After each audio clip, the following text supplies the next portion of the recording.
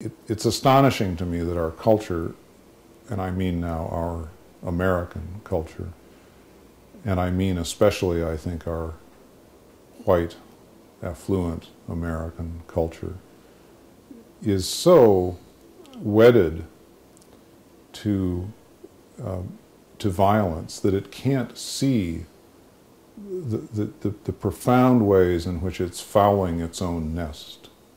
I mean, for decades we've been farming by violence, by doing violence to the earth. We once, as Wendell Berry so eloquently reminds us, we once had a network of family farms across the country which were not farming by violence. And we now have agribusiness, which is squeezing every short-term profit out of the land in a way that also means depleting the topsoil at such a rate that an end will come. The day will come when we can't grow food on land that once was infinitely renewable, because of the violence we're doing to the earth. And so there's this terrific conundrum that we live in a culture where talking about nonviolence, let alone acting in a nonviolent way, makes you look like a wimp.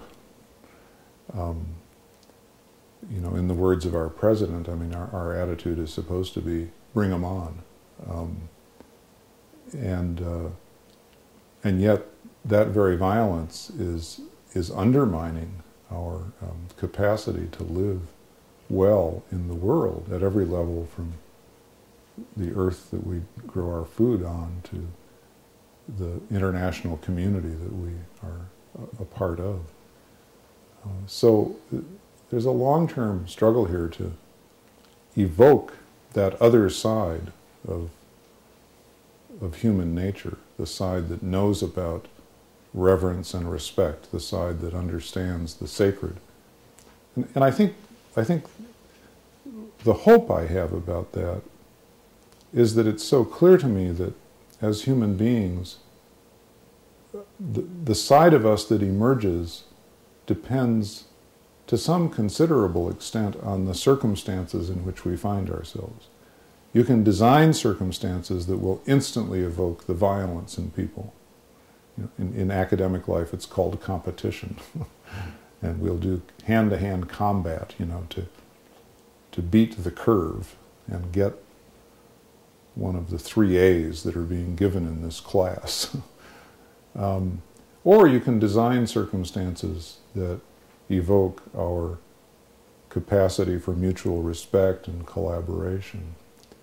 The leaderly task has a great deal to do with what kind of circumstances one designs and how one draws a line of connection between those circumstances, be they in a classroom or a workplace or in a neighborhood, a civil society, draws a line between those circumstances and what it is one is trying to draw forth from human beings.